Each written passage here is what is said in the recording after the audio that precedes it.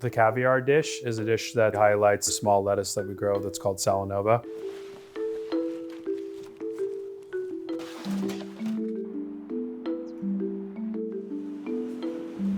This is Michelangelo. He's one of our externs here, and he helps clean the salanova lettuce for our caviar course every day. First, we're gonna take out the outer leaves here, and we're gonna save these for a puree that goes into the salanova dish. As we get closer to the middle, we're gonna stop when we get to these medium-sized leaves, as we're gonna save these for a garnish on the salanova dish. The bigger leaves, medium leaves, and then we have the parts that actually go in the middle of the dish. You can see how much faster he is at this than me. He does this every day. I feel like you've done 3 in the time that I've done 1, Michael. You know, I've gone from thinking about caviar where it's a star of the show to dishes like this one where it's really the seasoning of the dish. Like this is really about the greens and a lot of the flavors on that. So we have puree of the salanova, we have the fresh salanova and all the different greens. Rather than being a caviar dish, this is like a vegetable dish that has caviar.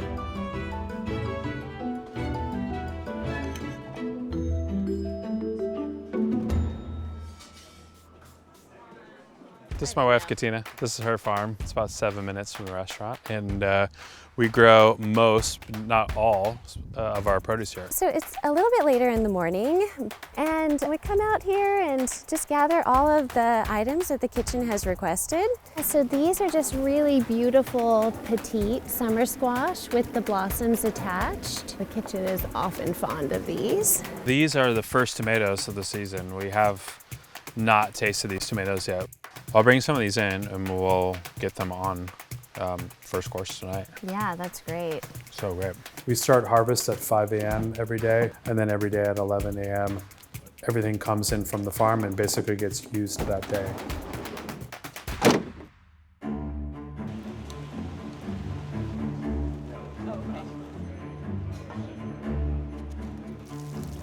It is 9 a.m. here in the SingleThread kitchen. This is Marley Brown, she's the head chef of the restaurant. We are starting to make breakfast, sending breakfast up to the rooms. The first chef's arriving and they're getting the day started. They're building the fire in the hearth.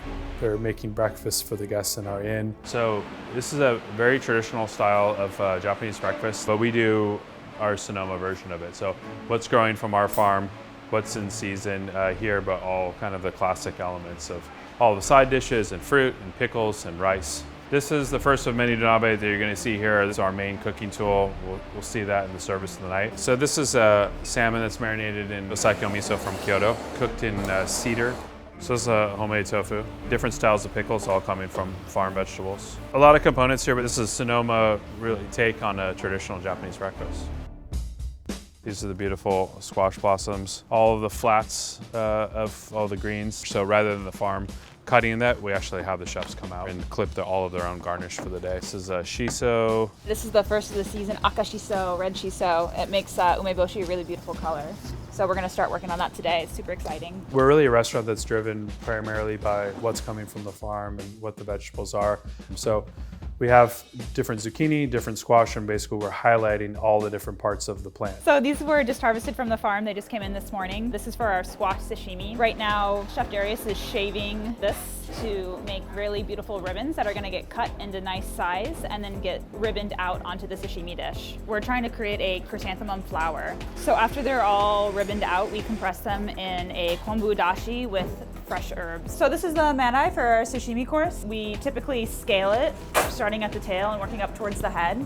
After it's scaled, we break it off the bone and then salt cure it with a little kombu. So this is all very classic Japanese fish butchery. This is really about precision because all the way down to the final slicing and getting each one of the slices to be exactly the same is really important for not only how the dish looks, but how it eats. It all impacts what ultimately the guest experiences. No pressure, Julian. You know, I think like a lot of restaurants, we're very timing oriented. So when the guests walk in, they walk up to a window and we hand them a welcome beverage. The chef who's slicing the sashimi, that's doing the sashimi course, is standing right in front of them. So when they walk up, he's now then slicing for their second course. Our farmers are working for months, sometimes like a year on a product, and we serve it that night. So it's a kind of our responsibility as chefs to like showcase the hard work of the farmers. So this is what I was thinking for the squash blossom for the sashimi dish. Yeah, it's great. Yeah, I think this would be really nice. Let's give it a go. that works out. Okay, that's great. And then we also have the squash blossoms that we use all of the belly and the tail and the collar of the fish that we kind of make that into a mousse, stuff into the squash blossoms, and then we tempura fry that. So you're getting all the parts of the fish and all the parts of the squash plant all on one dish. It's a jubako, which means the stacked boxes. So the sashimi sits underneath. This sits on top. There's the raw part of the fish and the squash on the bottom, and then the cooked part of the fish and the squash on the top. We do a lot of cooking here in Japanese earthenware called nabe, something we're really passionate about. So right now it's a steamed black cod. We wrap it in leaves from a green that Katina grows called komatsuna. It's a Japanese green. We wrap the fish in that, then we wrap it in the basically the hulls at the outside of the bamboo tree. So this is the final step of the process here before it's ready for service. So Chef Dakota here is taking bamboo skin, which he soaked in hot tea water to help bring out some of the more floral elements to it. And now he's wrapping each individual piece of cod like a little parcel. So it's ready for steaming in the donabe. So we're looking for this to steam, getting bubbles around the side here. The reason why we're doing two different ones, we want this to be really, really clean aromatically in front of the guests. So this is kind of like the workhorse to do all of the cooking. And we serve that at the table. We really kind of opened up the table so the guests can get all the aromatics of the fish and actually see the way that it's cooked. We like to try to introduce guests to this type of clay pot cooking. Last, we're serving this with a sauce that's made from grilled bones of the cod mixed with celtuce from the farm. And we also serve this with a raw pea salad. These are the ducks that we got in this week.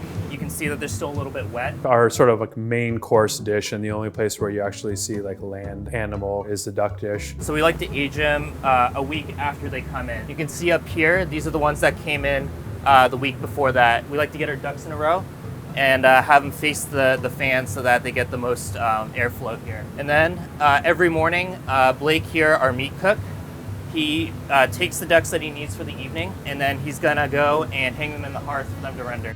So from here, Blake's gonna hang them up. It's gonna allow the fat from the ducks to render a little bit, but also it's gonna allow the ducks to take on some of that almond wood flavor. They look super dry right now, but as the fat renders, they'll get nice and glossy. Throughout his prep day, Blake will be rearranging the ducks so they all get an even amount of render on the skin. And so that we're not actually cooking the ducks here, we're just trying to, again, render the fat and take on some of the smoke from the hearth. So it's 2 o'clock in the kitchen. The way that Chef Kyle and Katina designed this kitchen is it's designed this way very specifically to where you can see we're not hiding anything at all. About this time, everyone's rushing to finish their final projects so we can move on to the next phase of our day. It's cleaning into breakdown. We have a large breakdown list. Everybody has their own activities that they do, from scrubbing the top counters to polishing all of the stainless steel in the kitchen. It's taken us a while, but we've finally got our system down for cleaning it down efficiently. Everybody knows that they need to get all their mise en place put away around just 5 minutes before, and everybody can get right to their job so we can get this done in 10-15 minutes. One of the reasons why we do a full breakdown and completely reset the kitchen is because we are open kitchen, full transparency for the guests. What Chef Kai here is working on is one of the 10 items that we have on the costume for today. It's an homage to a Kyoto-style sushi. Kai always gets mad at me because I eat all his pesto rice. It's super tasty. This is one of those projects that has to get done daily. He starts by laying out the pickled kohlrabi sheets, some of the bachelor's buttons that we get from the farm, and you start to see the layers come together, and then he's gonna roll it really tight and let it sit so that it firms up, and then he's gonna slice into it, and there's a beautiful cross-section of the flour, the fish, and the pesto rice. So it's 3:30 and it's time to open the kitchen. Things are moving. Things are moving. These are the tables here, so we know how many guests are coming in and what table they're going to be on. First dish that we serve at SingleThread, it changes every day. Right now it's called Late Spring in Sonoma. This section here is really going to start moving because every guest has 10 dishes, and so the first seating, it's 8 guests, so that's 80 plates they have to make. 15 minutes later, you probably have to make another 60. 15 minutes later, another 60. So our first seating is at 4 o'clock. But since that dish is ready on the table when the guests arrive, it's just non-stop until the last seating. So, they're gonna make just here alone 700 plates tonight.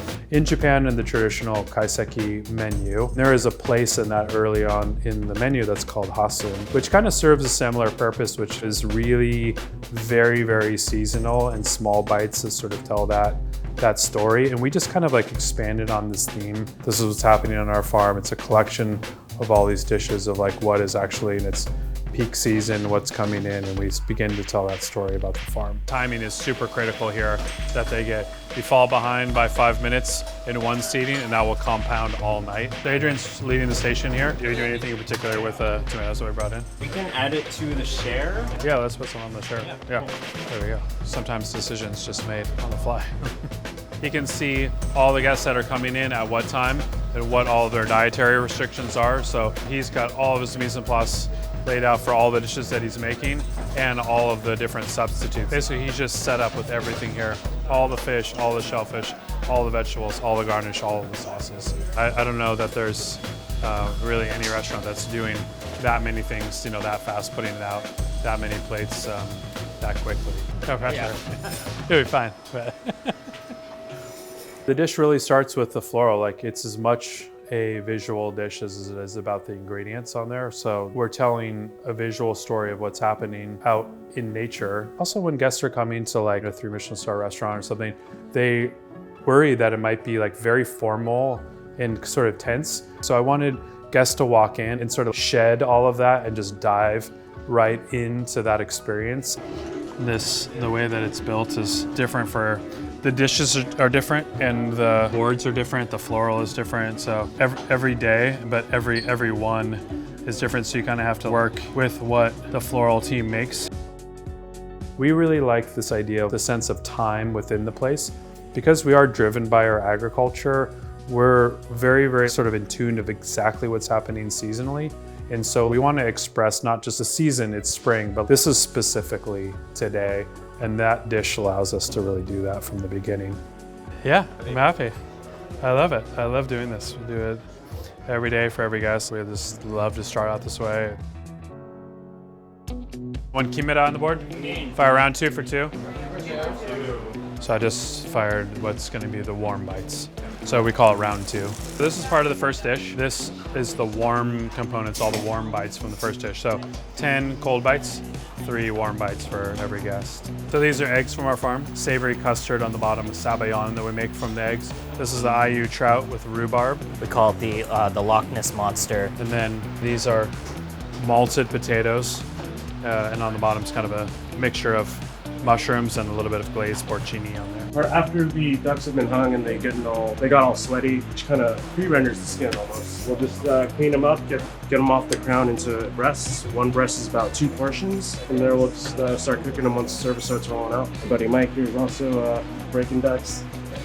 So these guys, Chef Mike here and Chef Blake, are duck racing. We like to have a little fun here, but also be productive and efficient at the same time. We really want to just kind of like show off the duck. We roast them over the open fire, and right now we're serving them with beets and kohlrabi, our very first potatoes that we're getting. Some of the Japanese greens that we grow, and sort of something unique that we did this year was actually serve them with strawberries. It's 6:30, all guests are in for the first turn. We're into dessert land now and final course of the menu. Our final dish, we always do a grains dish. So it's rice, koshikari rice. It's cooked in the kamado-san donabe. It's a rice cooker clay pot. And then we are gonna pour into that a little bit of egg as well as some chive and almost kind of like set that like a risotto. You have to cook the egg and it has to heat through, but you have to stir very quickly, incorporate air in there and make sure that you don't overcook and scramble. We have 3 chefs that all they do is cook out of clay pots all day. So it's like a really great like learning curve for them to come because it's a technique that you really have to learn. Once it's hot, it retains its heat.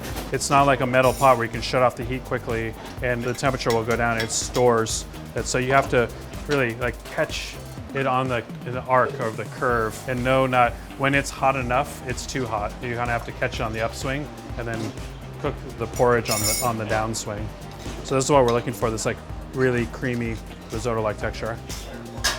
On the bottom, grilled spinach from the farm, acidic sauce that we make from wild nori that comes from the Sonoma coast. Braised kombu.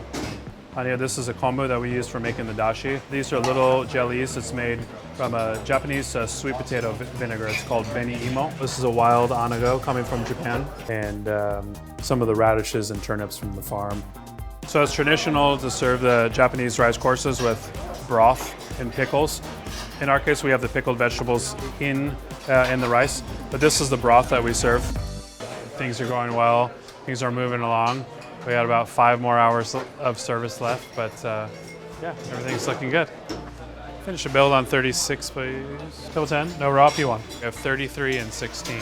Something to be said about things being infinitely complex within their simplicity. So the more simple and straightforward a process is, the more you need to go sort of deep into finding that nuance of it. We have something fun. We only have 5 in-rooms here, so we do an in-room menu. So we have a few different options. These guests have ordered a shabu shabu, but our sort of unique take on that is we use all different vegetables from the farm. Chef Andrew's starting to slice some really beautiful Wagyu beef. It's fun because it's, obviously A5 Wagyu, but I feel like the real star of this are the vegetables from the farm. Guests are gonna cook this dish themselves in this simmering water. Very, very simple. Shabu shabu, swish swish. Just adding a little bit of shiro tamari, white tamari, as well as some really nice sake. And then they have a burner in front of them. They're gonna just simmer it up. I'm not trying to be the most cutting edge, avant-garde, chef in the world. I'd rather be known for the people that we graduate through here and what they take out into the world. The cuisine for me is important, but beautiful food on the plate is not the point of what we do, it's the result of what we do. It's the result of bringing all these pieces together. It's the result of our agriculture. It's the result of mentoring. It's the result for the guests, but it's not the end all and be all. We really want guests to leave with this appreciation, and my hope is that people do leave and think a little bit more about the kind of food choices and things that they make in their daily life. Well, it can mean just having more of appreciation for locality and seasonality. It can mean about shopping at a farmer's market, making that connection with the farmer, and even too with our dishware. We work with all these incredible artisans, so even having appreciation for seeking out a potter or someone whose work you really like and just supporting that artist. If we don't support artists and artisans and craftspeople and farmers, those things will die out and then they're not coming back.